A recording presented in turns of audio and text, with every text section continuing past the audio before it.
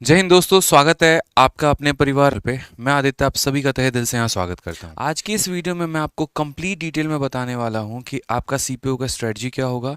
साथ में यहाँ पर एक एक चीज़ की सीपीयू का पेपर होता क्या है, कौन कौन से इनके अंदर पोस्ट होते हैं, उनकी सैलरी कितनी होती है, उनका पोस्टिंग कितना होता है, उसको क्वालिफाई करने के लिए कौन कौन से एग्ज़ाम हमें देने होते हैं, फिजिकल में हमें किन चीज़ों की रिक्वायरमेंट होती है, मेडिकल हमारा किन चीज़ों का होता है, कौन सा बच्चा इस फॉर्म को अप्लाई कर सकता है। एक एक बात हम डिटेल में पूरा आप लोगों के लिए लेकर आए हैं। फॉर्म भरने से लेके पोस्ट से लेकर मेरे भाई वैकेंसी से लेके सारी बातें एक एक पॉइंट हमने दिया है कि आपका फॉर्म भरने का जो एज है वो कहाँ कहाँ हो सकता है। बहुत इंपॉर्टेंट ये वीडियो आपके लिए होने वाली है। काफ़ी मेहनत की मैंने, कल रात से लेकर आज तक पूरी रात में सोया नहीं और ये सभी इंफॉर्मेशंस को मैं कलेक्ट करता रहा। ठीक है, पेपर के ड्यूरेशन से लेके हर एक चीज़ बहुत ही डिटेल में बताया और लास्ट वाला तो सबसे ज़्यादा इंटरेस्टिंग है जिसका आप लोगों को रहता है। देखो, कट ऑफ भी है और सबसे ज़्यादा इंटरेस्टिंग रहता है कि भैया पैसा कितना मिलेगा, फ़ायदे क्या क्या होंगे। ठीक है, दिल्ली पुलिस में लगे तो रुतबा कितना होगा और बाकी सभी चीज़ें, तो एक एक पॉइंट हमने यहाँ पर जो है वो मेंशन किया हुआ है, लड़कियों के लिए भी लड़कों के लिए भी। तो इसीलिए इस वीडियो को शुरू से लेकर आप लोग लास्ट तक देखिएगा और इसका पूरा फ़ायदा उठाइएगा। ठीक है, चलिए आ जाइए। तो सबसे पहले मेरे भाई यहाँ बात करते हैं सीपीओ एसआई। ठीक है, अब ये सीपीओ का पेपर होता क्या है, तो सबसे पहले आपको बता दें तो एक तरीके से आप इसे दरोगा भर्ती भी कह सकते हैं। और इसमें जो है कंपटीशन थोड़ा कम है लेकिन सिलेक्शन की संभावना ज़्यादा है। वो भी हम आपको लास्ट में बताएंगे कि रीज़न उसका क्या है और क्या नहीं है। जैसे सीजल में क्या है मेरे भाई, तो सीजल में बहुत ज़्यादा लोग फॉर्म अप्लाई कर रहे होते हैं और वहाँ पर फिजिकल और मेडिकल जैसे कम स्टैंडर्ड होते हैं। फिजिकल तो बिल्कुल भी वहाँ बहुत सारे पोस्ट में नहीं होता। तो इसी वजह से वहाँ पर जो पढ़ाकू लड़के होते हैं, पढ़ाकू जो बच्चे होते हैं यहाँ पर, उनकी सिलेक्शन की संभावना ज़्यादा होती है। यहाँ पर ऐसा है कि अगर आपको थोड़ा कम भी नॉलेज है, ठीक है, और अगर आप फिजिकली फिट हैं और फिजिकल क्लियर कर सकते हैं तो बड़े प्यार से बड़े आराम से आप दरोगा बन सकते हैं। खुद मेरे काफ़ी ऐसे स्टूडेंट हैं जिनका सीजल नहीं हो पाया लेकिन आज वो दिल्ली पुलिस में ऐसा ही बने बैठे हुए हैं। ठीक है, तो ये बहुत एक बड़ा फ़ायदा होता है। इसके बारे में बहुत कम लोग जानते हैं, तो ये आपके लिए जो है बहुत फ़ायदेमंद वीडियो होने वाली है। चलिए एक एक करके मेरे भाई शुरुआत करते हैं। जैसा कि मैंने आपको बताया कि ये दरोगा भर्ती है। अब दरोगा भर्ती है यहाँ पर, तो दरोगा मतलब आप सब इंस्पेक्टर कह सकते हैं। तो ये किन किन डिपार्टमेंट्स में होता है और इनके क्या बेनिफिट्स होते हैं। ठीक है, तो सबसे पहले देखो, एक दिल्ली पुलिस एसआई वो अलग है। जैसे आप बिहार एसआई देखते हैं, हरियाणा एसआई देखते हैं, पंजाब एसआई देखते हैं, तो दिल्ली पुलिस में जो सब इंस्पेक्टर की बहाली है वो सीपीओ के माध्यम से ही होती है। ठीक है, तो एक दिल्ली पुलिस हमारा अलग हो गया और एक सीएपीएफ हमारा अलग हो गया। और ये सीएपीएफ में मेरे भाई इन सभी के जो एसआई हैं वो भी आपके सीपीओ से सेलेक्ट होते हैं। जैसे बीएसएफ हो गया आपका, बॉर्डर सिक्योरिटी फोर्स। ठीक है, उसी तरीके से बीएसएफ कहाँ लगता है, तो बांग्लादेश और आपके ये जो नेपाल पाकिस्तान इनके बॉर्डर पे हो गए, इनकी सिक्योरिटी लगाई जाती है। सीआईएसएफ का जो काम हो गया वो क्या हो गया, तो जितने भी आप दिल्ली मेट्रो में देख रहे हैं या एयरपोर्ट आप देखते हैं, तो वहाँ पर जो चेकिंग में जिनकी ड्यूटी लग रही होती है तो वो सीआईएफ की लग रही होती है। ठीक है, आईटीबीपी क्या हो गया, Hindon Tibetan Indo Tibetan border police यहाँ पे। ठीक है, तो ये सारे के सारे का जो होता है, ये मतलब आप ये कह सकते हो कि इनकी बाहर भी पोस्टिंग होती है। ठीक है, दिल्ली में ज़रूरी नहीं है कि दिल्ली में ही मिले। एक ही इसमें नौकरी ऐसी है जिसकी लाइफ टाइम पोस्टिंग दिल्ली में रहती है और वो है दिल्ली पुलिस एसआई। 25 किलोमीटर के अंदर की दूरी आपकी रहेगी, यहाँ पर ड्यूटी इसकी रहेगी। ऐसा नहीं कभी आपको जो है यूपी भेज देगा, कभी बिहार भेज देगा, ऐसा बिल्कुल भी नहीं होने वाला है। लेकिन यहाँ पर इनकी पोस्टिंग बदलते रहती है टाइम टू टाइम पे। कभी आप यहाँ पर अगर यूपी में हैं तो कभी आप किसी और स्टेट में होंगे, तो कभी आप किसी और स्टेट में होंगे। ठीक है, इसमें आपका सीआईएसएफ का जो ड्यूटी लगता है वो थोड़ा फिक्स होता है, नॉर्मल बिना हेक्टिक का जॉब होता है। एयरपोर्ट पर इनकी ड्यूटी लगती है, चेकिंग का काम रहता है और एक फिक्स टाइम जॉब होता है, इसमें ज़्यादा हेक्टिक शेड्यूल नहीं रहता है। ठीक है, तो ये भी एक अच्छा पोस्ट है इसमें। ये तो इसको अप्लाई कौन कर सकता है, क्या मैं अप्लाई कर सकता हूँ, क्या आप अप्लाई कर सकते हैं, क्या एक 12th में बच्चा बैठा वो अप्लाई कर सकता है, तो ऐसा नहीं है मेरे भाई। इसको वहीं अप्लाई कर सकता है जिसने ग्रेजुएशन एक रिकॉग्नाइज्ड यूनिवर्सिटी से किया हो। अगर जिसने ग्रेजुएशन नहीं किया है तो वो इसको अप्लाई नहीं कर पाएगा। जैसे सीएचएसएल 12वीं के लेवल पे दे सकते हैं, सीजल ग्रेजुएशन के लेवल पे आप दे सकते हैं, उसी तरीके से सीपीओ जो है, अगर आप ग्रेजुएट हैं तभी आप इस पेपर को दे पाएंगे। ठीक है, और इसके लिए आपका जो एज भी है वो भी फिक्स किया गया है। आपका एज 20 से 25 साल होना चाहिए और इस तिथि के बाद का आपका जन्म नहीं होना चाहिए। जो मैक्सिमम डेट है वो आपका है 1 अगस्त 2003। अगर इसके बाद आपका जन्म है मेरे भाई तो आप कंसिडर नहीं किए जाएंगे। तो ये आपका एज होना चाहिए कि 2/8/1998 और 1/8/2023, जो भी आपका एज है वो यहाँ पर इस ड्यूरेशन के बीच का मेरे भाई होना चाहिए। ठीक। अब जैसे कि आपको पता है कि रिजर्वेशन भी मिलता है, तो यहाँ एज का रिजर्वेशन होता है और उसमें कुछ रिलैक्सेशन आपको मिलते हैं। जैसे SC ST वालों को 5 सालों का रिलैक्सेशन मिलता है, OBC को 3 साल का रिलैक्सेशन मिलता है और एक्स सर्विसमैन को यहाँ पर जो है 3 साल का रिलैक्सेशन मिलता है। और भी काफ़ी सारे थे, लेकिन मेजरली इन 3 चीज़ों के बारे में बात होती है, इसलिए मैंने इन 3 के बारे में आपको बताया है। ठीक है, नेक्स्ट हम बात करते हैं मेरे भाई, तो एसेंशियल क्वालिफिकेशन। जैसा कि मैंने आपको कहा कि आप ग्रेजुएट होने चाहिए किसी भी रिकॉग्नाइज्ड यूनिवर्सिटी से।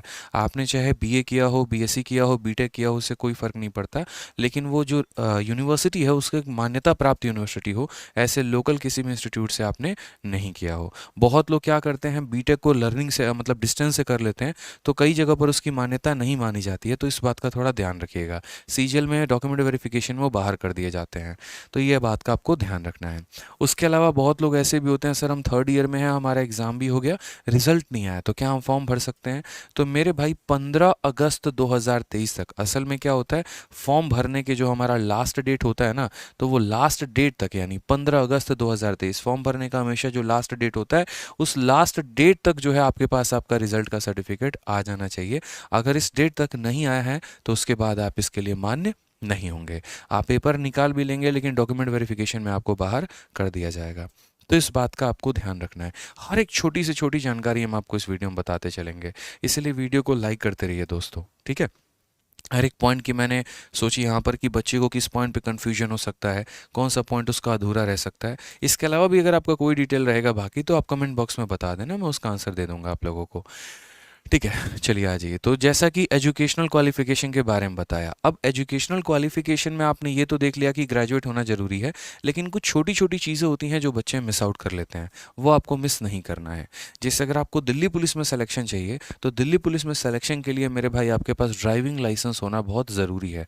बाद में कई लोगों के पास ये नहीं होता है, जुगाड़ करके अप्लाई कर रहे होते हैं, और एक आधा बच्चों का अप्लाई नहीं हो पाता है, जिसके चलते उनको ये नौकरी हाथ से निकल जाती है। तो सिर्फ दिल्ली पुलिस वाले पेपर के लिए आपके पास क्या बोला गया है कि एक वैलिड ड्राइविंग लाइसेंस होना चाहिए, LMV, लाइट मोटर व्हीकल।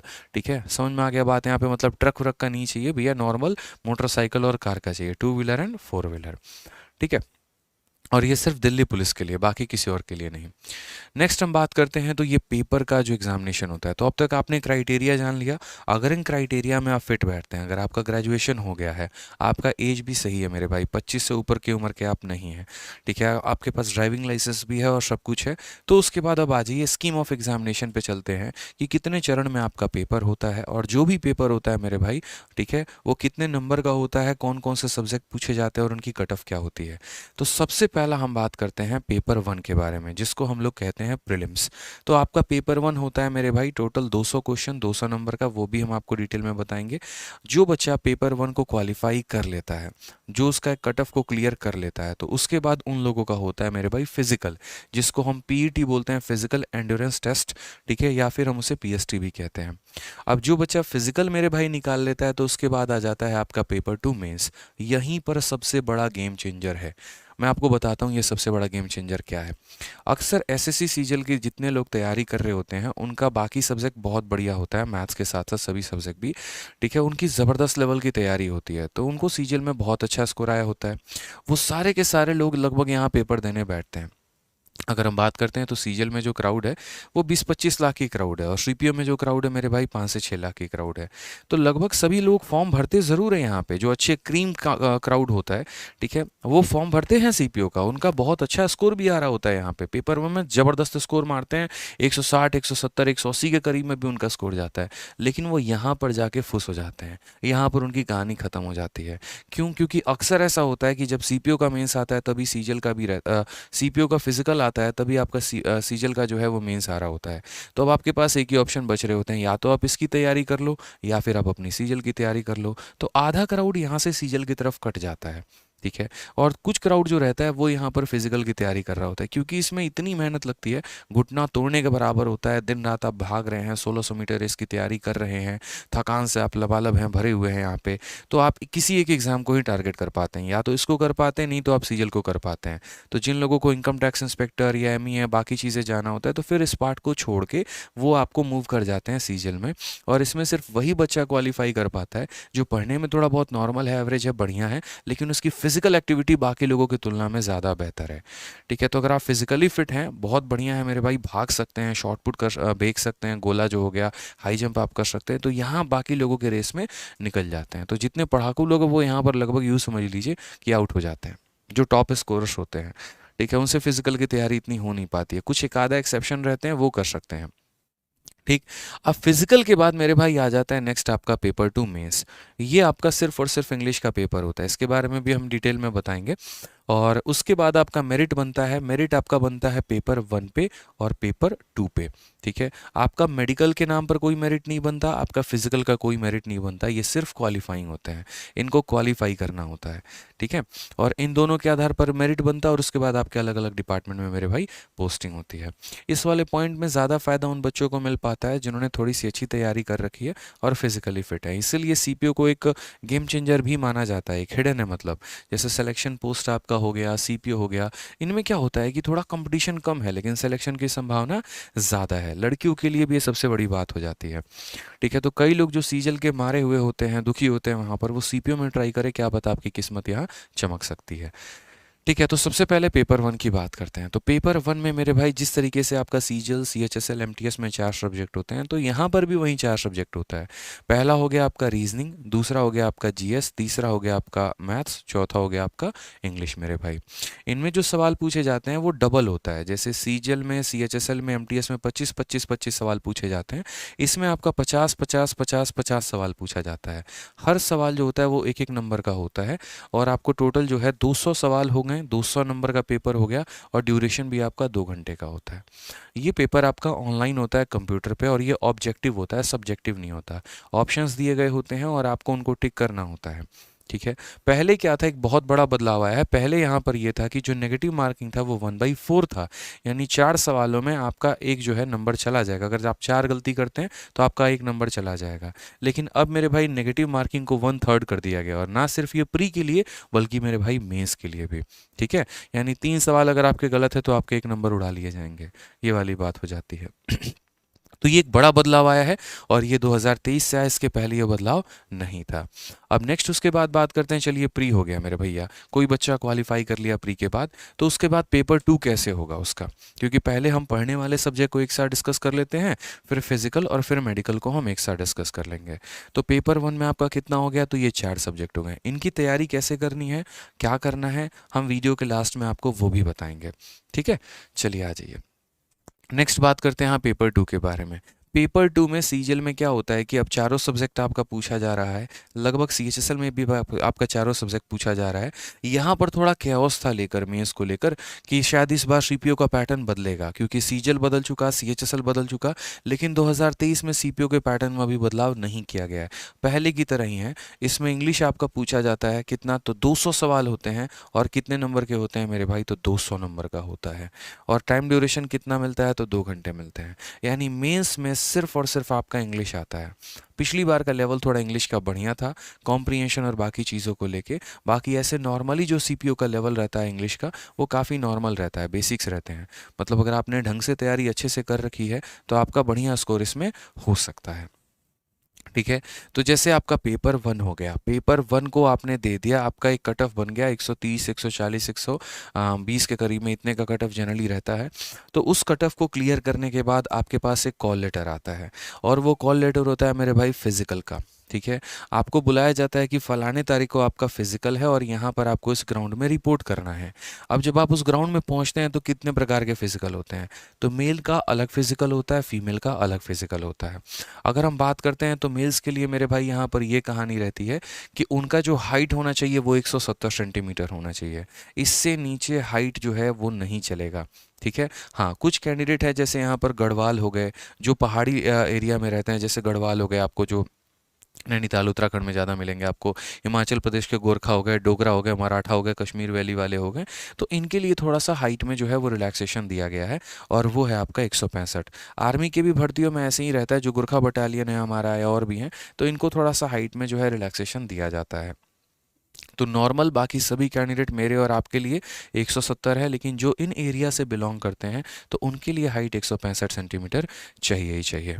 उसके बाद मेल में यहाँ पर ये रहता है कि जैसे अभी हमारा चेस्ट है तो ये हमारा कितना होना चाहिए, तो 80 होना चाहिए। ठीक है, जैसे मैं भी एक्साइज इंस्पेक्टर हूँ और मैं भी अपने फिजिकल में गया था तो यही हाइट की रिक्वायरमेंट भी थी और चेस्ट का भी रिक्वायरमेंट यही था कि जैसे मेरा चेस्ट 85 या समथिंग करके था, पता नहीं। ठीक है, तो अनएक्सपेंडेड होता है और एक एक्सपेंडेड होता है। अनएक्सपेंडेड का मतलब जैसे अभी मैं नॉर्मल फॉर्म में हूँ, और एक्सपेंडेड का मतलब क्या होता है कि जब आपने सांस लिया और इसको पूरा एकदम फुलाया उस तरीके से करके, तो वो उसका एक अलग मेजरमेंट होता है। ठीक है, जब आप वहाँ जाओगे तो वो आपको बता देंगे, तो ये थोड़ा सा आप चेक कर लेना।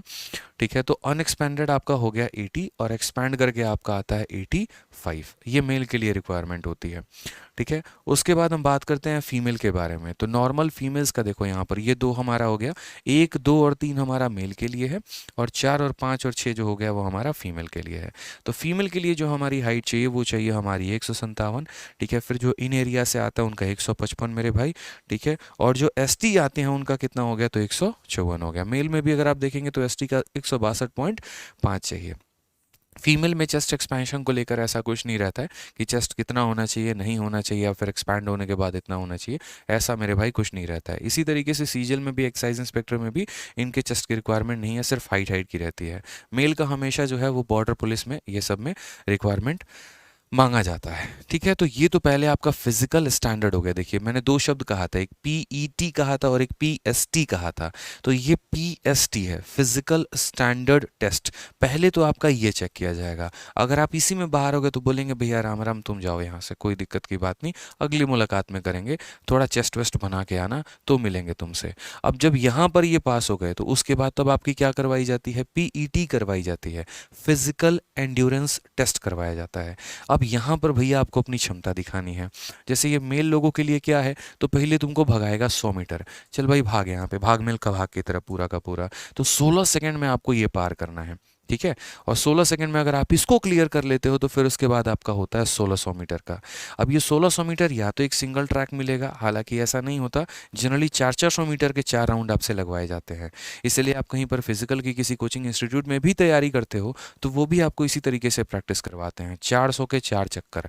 ठीक है, और उसको लगाना होता है 6.5 मिनट के अंदर में।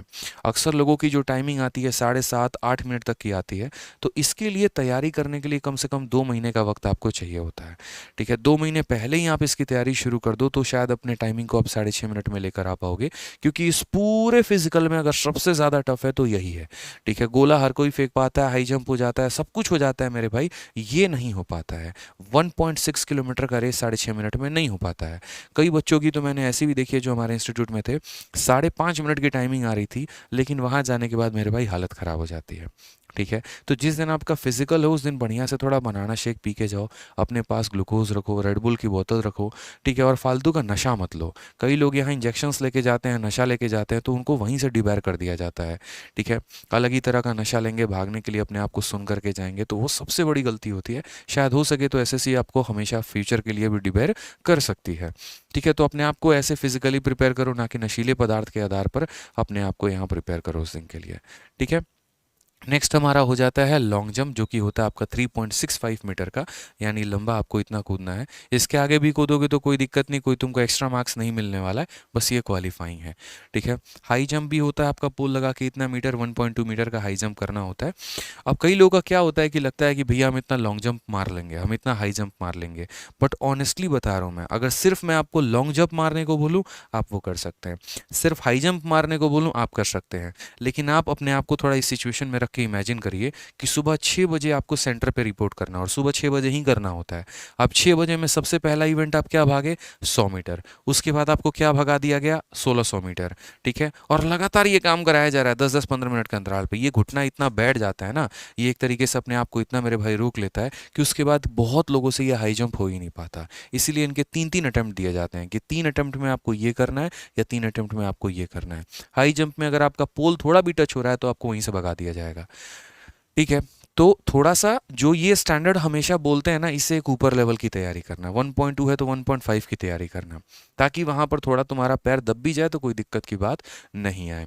और उसके बाद होता है शॉर्ट पुट। इसमें बहुत रेयर केस में ही कोई रहता है, लगभग इतना है जो 16 LBS का है गोला होता है, इसको हर कोई फेंक सकता है, इसमें कोई दिक्कत की बात नहीं, हम नहीं फेंके हैं, ठीक है, हमें पता है यहाँ पे। ठीक। फीमेल का थोड़ा सा यहाँ रिलैक्सेशन मिल जाता है भाई, जहाँ इनको 100 मीटर 16 सेकंड में भागना है तो इनको थोड़ा 18 सेकंड में भागना होता है। यहाँ पर इन्हें 1600 मीटर भागना होता है तो इन्हें 800 मीटर भागना होता है। इनका लॉन्ग जंप 3.65 मीटर का होता है तो इनका 2.7 मीटर का होता है। यहाँ इनका शॉर्ट पुट इनका हाई जंप जो रहता है वो 1.2 मीटर का रहता है तो इनका हाई जंप 0.9 मीटर का रहता है।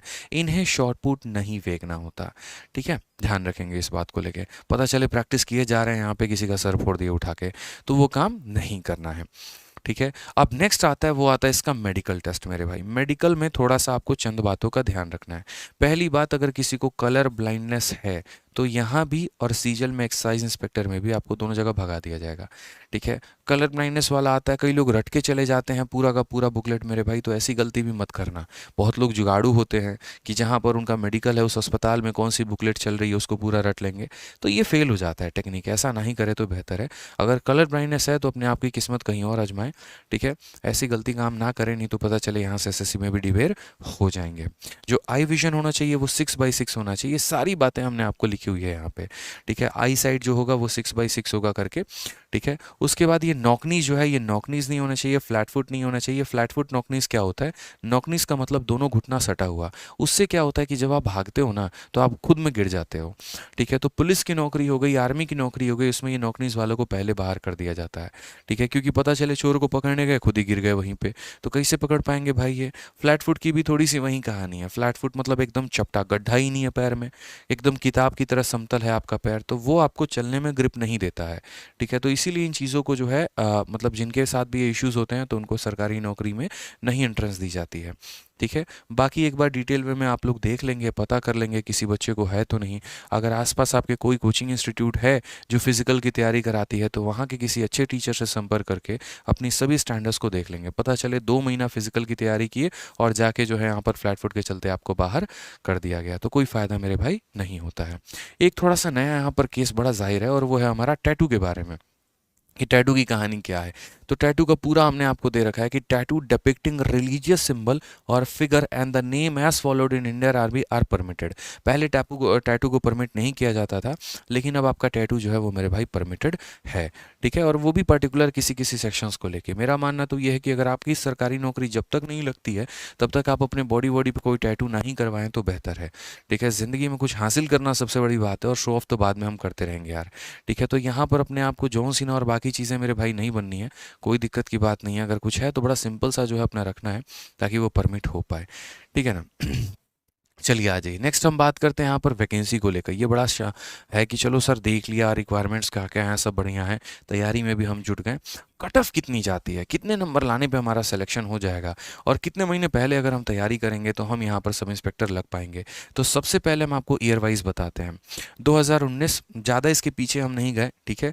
टीसीएस आपका 2018 के बाद आया है तो उसी के बाद से हमने रिपोर्ट उठाया। तो सबसे पहले 2019, 2020 और उसके बाद 21 में वैकेंसी नहीं आई थी। 21 और 22 की मिला के इकट्ठा आपको 4300 वैकेंसी दे दी गई। जनरली सीपीओ में जो आपका वैकेंसी रहता है वो 2-2,500 के करीब में रहता है।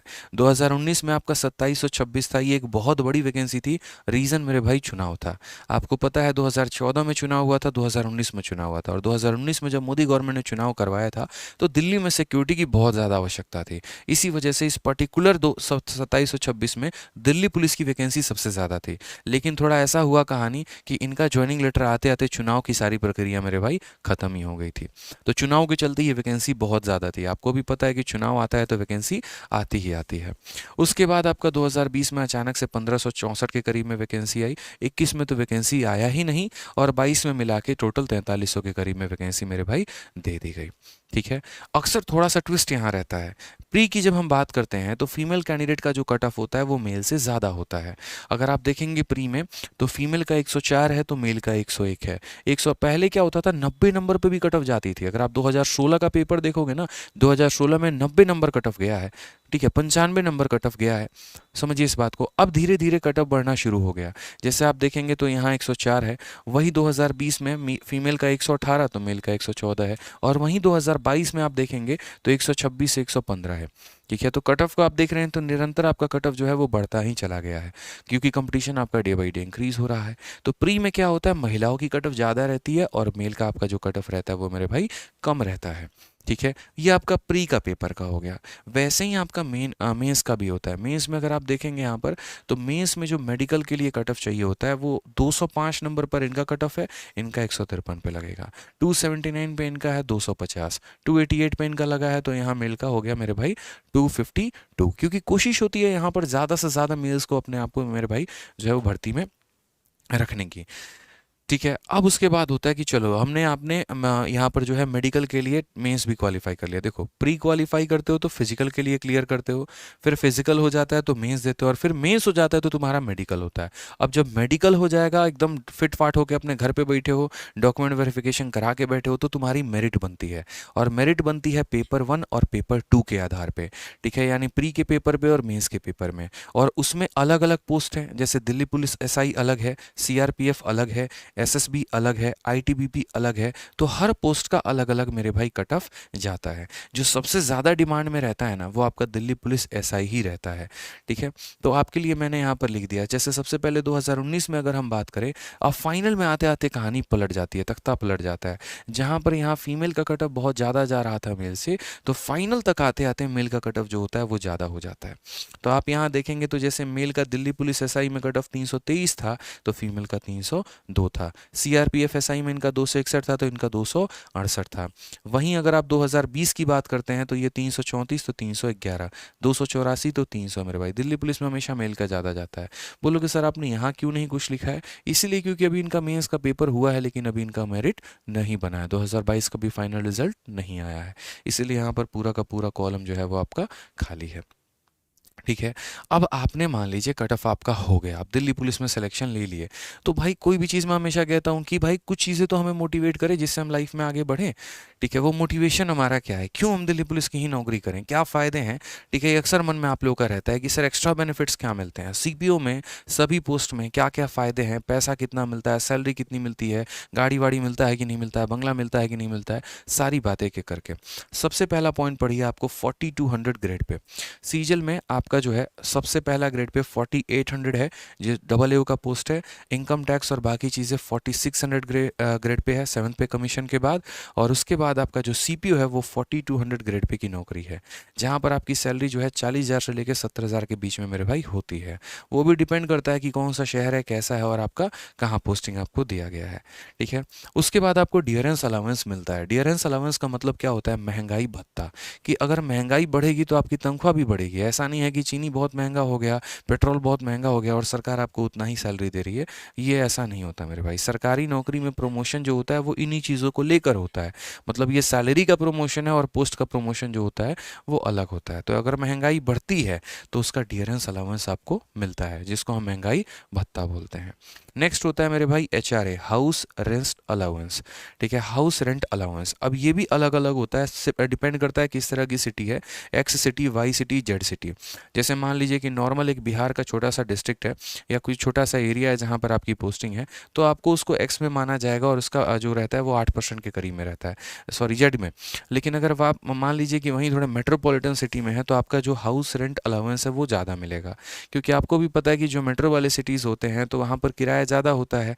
ठीक है, अब वहाँ पर कोई भाई अपने आप को कैसे सर्वाइव करे, तो उसके लिए सरकार खुद बोलती है कि शहर महंगा है तो तुम्हें किराया भी हम ज़्यादा देंगे बाकी लोगों की तुलना में। ठीक है, उसके बाद CPO में ट्रांसपोर्टेशन का भी अलाउंस आपको मिलता है। अगर आप कहीं आते हैं जाते हैं तो पेट्रोल वेट्रोल का जो पैसा है वो भी आपको सरकार देती है। ठीक है, नेक्स्ट बात करते हैं तो एजुकेशन अलाउंस भी आपको बच्चों के लिए मिलता है। पढ़ाने लिखाने के लिए बच्चों के लिए भी जो है वो सरकार पूरा अपने तरफ से जिम्मा उठाती है और इसका खर्चा भी वहीं देती है। इसमें बड़ी अच्छी एक बात होती है कि पेंशन बड़ा शानदार है और रिटायरमेंट भी बड़ी अच्छी है, तो आप उसके अकॉर्डिंग अपने लाइफ टाइम को प्लान कर सकते हैं। आप अपने बीमा हो गए और बाकी चीज़ें हो गई सब उस अकॉर्डिंग बनवा सकते हैं। तो पेंशन के समय एक अच्छा खासा अमाउंट जो है वो आपको दिया जाता है। ठीक है, इसमें एक और बात होती है कि आपको पेड लीव मिलता है, जिसको LTC भी कहते हैं। मतलब अगर आप छुट्टी ले रहे हैं तो सरकार उसका उसका भी पैसा देती है। अगर आप कहीं घूमने जाते हैं तो उसका भी आने जाने का पूरा पैसा सरकार बियर अप करती है। ठीक है। बाकी आपको पता ही है कि जितने भी यूनिफॉर्म पोस्ट वाले होते हैं तो साल में 2 बार आपको जो है उसका पैसा दिया जाता है, एक गर्मी के कपड़े का और एक सर्दी के कपड़े का। गर्मी के कपड़े का कपड़ा और जूता वूता मिला के 10-12 हज़ार के करीब में वो पेमेंट आता है, और उसके बाद ठंडी का मेरे भाई वो अलग पेमेंट आता है। अब चाहे आप उसका ड्रेस बनवाओ ना बनवाओ वो आपकी इच्छा है, लेकिन सरकार इसको 2 बार साल में पैसे ज़रूर देती है। ठीक है। नेक्स्ट बात करते हैं मेरे भाई पावर के बारे में। तो पावर देखिए जनरली इसमें डीपीएसआई के पोस्ट में ही ज़्यादा होता है।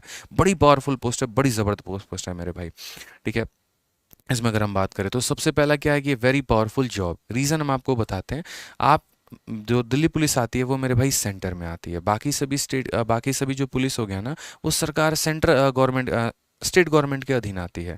जैसे बिहार पुलिस का जो है वो यहाँ पर बिहार सरकार के अंदर में, हरियाणा पुलिस हरियाणा सरकार के अंदर में है, लेकिन दिल्ली पुलिस भारत सरकार के अंदर में, वो केजरीवाल के अंदर में नहीं है। वो आपको एक तरीके से जो सेंटर में गवर्नमेंट बैठी है, जैसे बीजेपी है, कांग्रेस है, जो भी है, तो उसके अधीन में ये काम कर रही होती है। तो इसका पावर ऑटोमेटिक बढ़ जाता है। कई ऐसे केसेस को सॉल्व करने के लिए अलग अलग स्टेट में भी जाते हैं, तो वहाँ पर अगर एक नॉर्मल थाने का आपका एसआई है और दिल्ली पुलिस का एसआई है तो इसकी वैल्यू थोड़ी ज़्यादा रहती है, क्योंकि सीधा सेंटर के द्वारा भेजा गया होता है। ठीक है। उसके बाद यहाँ पर जब आप जिस पोस्ट पे ज्वाइन होते हैं तो वो आईओ मतलब आप सीधा इन्वेस्टिगेटिंग ऑफिसर आप रह सकते हैं यहाँ पे। मतलब ये थोड़ा अच्छा रहता है कि कोई भी केस आपका होगा तो आप वहीं से इन्वेस्टिगेशन आपकी शुरू हो जाती है। क्योंकि दिल्ली एक बहुत बड़ा शहर है यहाँ पे, तो यहाँ के केसेस भी बहुत बड़े बड़े होते हैं, जैसे साइबर क्राइम हो गया या फिर एक्सटॉर्शंस हो गया, बहुत बड़े बड़े केसेस होते हैं। तो यहाँ पर बड़ा से बड़ा केस भी आपको मिलता है, तो उससे आपका नॉलेज जो होता है वो काफ़ी ज़्यादा बढ़ता है। कई ऐसे केसेस को सॉल्व करने के लिए आपको फॉरेन तक भी जाना होता है, और वो सारा जो है वो सरकार देख रेख कर रही होती है। दिल्ली पुलिस की एक और अच्छी बात हो जाती है कि वो बाकी स्टेट गवर्नमेंट के साथ बड़ा अच्छा कोलैबोरेशन में करके रखती है। और सबसे अच्छी बात एक और होती है यहाँ पर कि इनका कोलैबोरेशन आपका एनआईए के साथ, नेशनल इन्वेस्टिगेशन एजेंसी आईबी के साथ और बाकी सभी के साथ जो है वो रहता है कि इनके टच में ये रहते हैं, तो इनसे इन्फॉर्मेशंस और लीड इनको मिलते रहते हैं। लेकिन बाकी स्टेट की पुलिस थोड़ा यहाँ पर पीछे हो जाती है, वो अपने थाने के बाहर बहुत ज़्यादा काम नहीं कर पाती है। लेकिन यहाँ पर आपको बहुत पर्क्स मिल रहे होते हैं। ठीक है। कई लोग यहाँ से मतलब अच्छा काम करोगे तो आगे चल के रॉ में जाने की भी संभावना होती है। रॉ क्योंकि एक ऐसी एजेंसी है जो हर जगह से लोग वहाँ उठाए जाते हैं, कभी आर्मी से भी हो गया, पुलिस से भी हो गया और अलग अलग सेक्टर से भी हो गया। ठीक है। इनका संबंध बड़ा अच्छा बनता है, जैसे आपका नेता हो गया, मंत्री हो गया, फिल्म स्टार हो गया, तो मेरे भाई यहाँ पर आपके रिलेशंस बड़े अच्छे बन जाते हैं। ठीक है। अगर आप दिल्ली पुलिस में हैं तो बड़े से बड़े मंत्री, क्योंकि आप देखते हैं सांसद भी यहीं है, राष्ट्रपति भवन भी यहीं है, तो अगर आपके राष्ट्रपति भवन में ड्यूटी लगाया जाए या सांसद में लगाया जाए और भी जगह लगाया जाए तो संबंध बड़े गहरे बनते हैं मेरे भाई। ठीक है। ये आगे चल के आपको फ्यूचर में काफ़ी ज़्यादा मदद करते हैं। लेकिन वही बात है, जहाँ पैसा ज़्यादा है, जहाँ रुतबा ज़्यादा है, तो वहाँ काम भी ज़्यादा है। और काम ऐसा है कि कई कई बार तो ऐसा होगा कि आपको 2-2 रात तक लगातार ड्यूटी लगा दी गई है। पता चला कहीं पर मर्डर हुआ, आप उसकी इन्वेस्टिगेशन कर रहे हो, तब तक दूसरे जगह पे चोरी हो गई, आप वहाँ जा रहे हो। ठीक है। तो ये मेरे भाई थोड़ा वर्कलोड ज़्यादा रहता है, आने जाने का कोई फिक्स शेड्यूल नहीं होता। जब ऊपर से फ़ोन आ गया, प्रेशर आ गया, तब आपको थाना तुरंत ही भागना होगा, वो वाली बात हो जाती है। इसका जो सबसे बड़ा फ़ायदा है वो ये है कि इसकी पोस्टिंग लाइफ टाइम आपको दिल्ली मिलती है और आपको दिल्ली से बाहर जाने की आवश्यकता नहीं है। ठीक है। आपको ये नहीं कि यूपी भेज दिया जाएगा, बिहार भेज दिया जाएगा, जाओ 1 महीना गुजार के आओ, वहाँ पे पॉसिबल नहीं है। आपको लाइफ टाइम जो पोस्टिंग मिलेगी वो दिल्ली में मिलेगी। ठीक है। नेक्स्ट जो लास्ट होगा मेरे भाई यहाँ पर वो ये होता है कि आपका, हाँ, प्रमोशन की बात करें तो बड़ा अच्छा प्रमोशन रहता है, टाइमली प्रमोशन होता है, कोई दिक्कत की बात नहीं है। और एक टाइम पर प्रमोशन होते होते एक अच्छे लेवल पे आप पहुंच भी जाते हैं और एक अच्छी ग्रेड पे भी आपकी हो जाती है। ठीक है। तो ये बड़ा शानदार पोस्ट होता है आपका दिल्ली पुलिस का, इसीलिए इसकी कटअप भी बहुत ज़्यादा जाती है। अब आपने कहा कि सर सीपीयू की हमने सारी जानकारी प्राप्त कर ली, लेकिन इसकी तैयारी कैसे करें, किस तरीके से इसके बारे में हम पढ़े और क्या पढ़े। तो सबसे पहले मैं आपको बता देता हूँ, मैंने खुद सीपीयू का पेपर निकाला हुआ है और हमने उसको छोड़ा भी है। ठीक है। हमारा जो सिलेक्शन है वो सीजीएल में एक्साइज इंस्पेक्टर पे हुआ, सीएचएसएल में ऑल इंडिया रैंक 114 भी आया हमारा। आज हमारे काफ़ी बच्चों का सिलेक्शन ऑल ओवर दिल्ली में जो अलग अलग थाने में मौजूद हैं। इनफैक्ट आपके प्रशांत सर खुद दिल्ली पुलिस एसआई में 1 साल की सर्विस कर चुके हैं। ठीक है। और राइट नाउ वो भी अभी लीव लेके पढ़ाते हैं। तो हम बात करें यहाँ पर तो इसको क्रैक करना बड़ा आसान है, चंद सिलेबस का पार्ट है, उसको आप अच्छे तरीके से मेरे भाई कंप्लीट करो, दैट्स इनफ। उसके लिए आपको क्या करना होगा तो देखिए, मैथ्स में मैं आपको सिंपल एक बात बोलूँगा कि मेरा एक बैच है रिकॉर्डेड बैच, आप उसको लीजिए और उसको कंप्लीट करिए। ठीक है। क्योंकि और ये मेरा मैथ्स का रिकॉर्डेड बैच है जो आपको मिलता है आरजी विक्रमजीत एप्लीकेशन पे। इस एप्लीकेशन को डाउनलोड करिएगा और यहाँ से आप इस मैथ्स के रिकॉर्डेड बैच को लेकर अपना पूरा सीपीयू का सिलेबस कंप्लीट कर सकते हैं। Complete arithmetic, complete advance, complete complete DI एक एक बात जो आपके सीपीयू में पूछा गया है विथ टैग डालकर हमने इस बैच में पूरा का पूरा पढ़ाया है। एक एक बातों को बड़े जेन्युइन तरीके से समझाया है। इसमें हमने जितनी आपको शीट दी है आपको उतना लगाना है और इसके अलावा आपको कुछ और करने की आवश्यकता नहीं है मेरे भाई। बस काफ़ी है अपने आप में इतना, इससे बाहर आपको कुछ भी नहीं जाना। जितने कंसेप्ट हमने आपको बताए हैं पूरा फोड़ दीजिएगा। इसकी फ़ीस भी काफ़ी कम है और वैलिडिटी भी आपकी लाइफ टाइम है। फीस 699 रुपये है और वैलिडिटी आपकी लाइफ टाइम है। आप इस बैच को किसी भी भारत के वनडे कॉम्पिटिटिव एग्जाम के लिए लेके मेरे भाई फ़ायदा उठा सकते हैं। ना सिर्फ ये सीपीयू में बल्कि आपको आने वाले हर एग्जाम्स में फ़ायदा पूरा पहुंचाएगा और वैलिडिटी भी इसकी लाइफ टाइम होती है। ठीक है, जिस तरीके से मेरा मैथ्स का रिकॉर्डेड बैच है वैसे ही रीजनिंग को कंप्लीट करने के लिए आप रीजनिंग का रिकॉर्डेड बैच विक्रमजीत सर का ले सकते हैं, जिसमें उन्होंने कंप्लीट रीजनिंग जो है आपको सीपीयू के लिए पढ़ा रखा है। और इंग्लिश में आपको प्रशांत सर का ले सकते हैं। प्रशांत सर का कॉम्प्रिहेंशन भी पूरा का पूरा उसमें अपलोडेड होता है, तो इंग्लिश तो आपके लिए सबसे ज़्यादा मेन हो जाता है। रीज़न यहाँ पे क्योंकि 50 नंबर का आपका इंग्लिश आता है प्री में और 200 नंबर का आता है मेरे भाई मेंस में। ठीक है, तो प्रशांत सर खुद दिल्ली पुलिस में है, काफ़ी अच्छा उनका मेंस का भी स्कोर रहा है। ठीक है, तो जिस तरीके से मेरा मैथ्स का रिकॉर्डेड बैच है वैसे ही आप उनके भी इंग्लिश के रिकॉर्डेड बैच से लेकर अपना सिलेबस कंप्लीट कर सकते हैं। तो मैथ, इंग्लिश, रीजनिंग, जीएस चारों सब्जेक्ट का रिकॉर्डेड बैच हमारा अवेलेबल है हमारे अपने एप्लीकेशन आरजी विक्रमजीत एप्लीकेशन पे, जिसमें हमारे सभी टीचर्स ने बहुत शानदार तरीके से आपको आपके सीपीयू के लिए पढ़ा रखा है। तो आप वहाँ से लेकर मेरे भाई कंप्लीट कर सकते हैं। ठीक है, उम्मीद करते हैं कि इस वीडियो में हमने आपको पूरी की पूरी जानकारी दी होगी और कहीं एक कसर पर भी जो है आपको नहीं छोड़ा होगा। इसके अलावा किसी भी भाई का कोई भी डाउट रहता है तो इस कमेंट बॉक्स में आप ज़रूर बता देना, मैं पर्सनली आप लोगों के हर एक कमेंट का रिप्लाई कर दूंगा। अगर आपको वीडियो अच्छी लगी, जानकारी मिली, आप सेटिस्फाई हुए तो चैनल को सब्सक्राइब और वीडियो को लाइक ज़रूर कर दीजिएगा और आगे लोगों तक भी अपने शेयर ज़रूर करिएगा। ठीक है, तो मिलते हैं अगले वीडियो में। मन लगाकर तैयारी करिए, मेरी पूरी शुभकामनाएं आप लोगों के साथ हैं और हमेशा एक बात कहता हूँ कि सिलेक्टेड हैं, सिलेक्शन दिलाएंगे, इंस्पेक्टर है, इंस्पेक्टर बनाएंगे। बढ़िया तरीके से मेहनत करिए, बाकी आपका बड़ा भाई आपके लिए खड़ा है। चलिए, बहुत बहुत धन्यवाद।